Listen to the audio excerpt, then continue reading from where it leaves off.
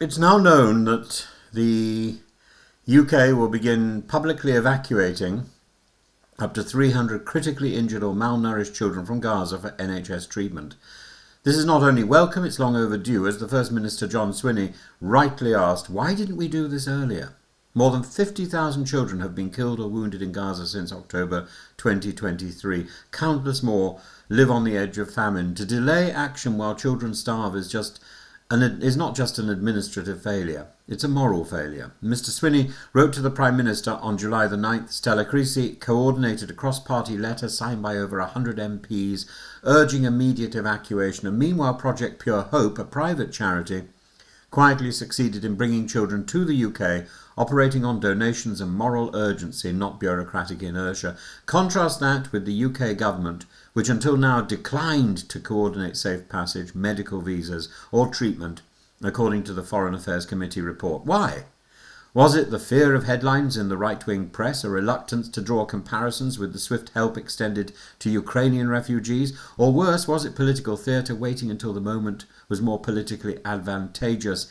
If we can now bring 300 children with parents and siblings to the UK for care, in contrast, I point out, in contrast to the appalling theft of children from Ukraine to Russia, we must ask, why only these children? Why not others with chronic conditions? Why not the wounded parents? Why not offer safety to those who can never return to bombed homes? Nigel Farage is already asking whether this evacuation is a door to mass immigration. One suspects he fears not the humanitarian impulse, but its logical consequence, that a people being starved and bombed out of their homeland may, in desperation, seek refuge. So, let's confront the unspoken question, is this a humanitarian act or a strategic gesture to legitimize the eventual forced depopulation of Gaza?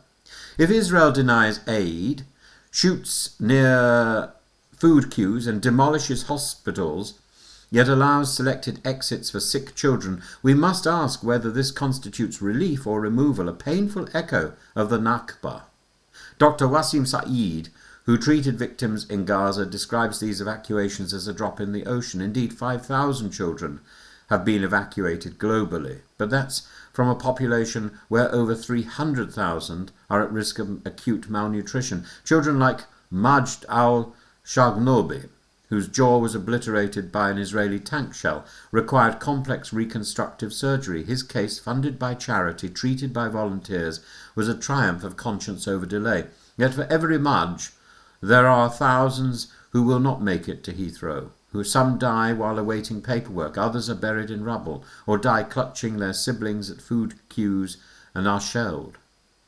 Let's not mistake this belated mercy for a solution. If we are sincere, we need to build a permanent evacuation mechanism, just as we did for Ukraine. We must coordinate with Jordan, Egypt, Italy and the Gulf states. We must be prepared to shelter not 300 but thousands. And if this is to remain a humanitarian act, not an alibi for exile, we must uphold the right of every evacuated child to return to a home rebuilt, not erased. As Swinney said, the suffering is beyond justification. What is now required is beyond symbolism. And the real question is not just why did we not do this earlier? It is, what are we still not doing now? And will our compassion stretch only to the lucky few or to the fate of Gaza itself? Keir Starmer said, we are urgently accelerating efforts to evacuate children from Gaza who need critical medical assistance. But urgent only became urgent when it became politically necessary.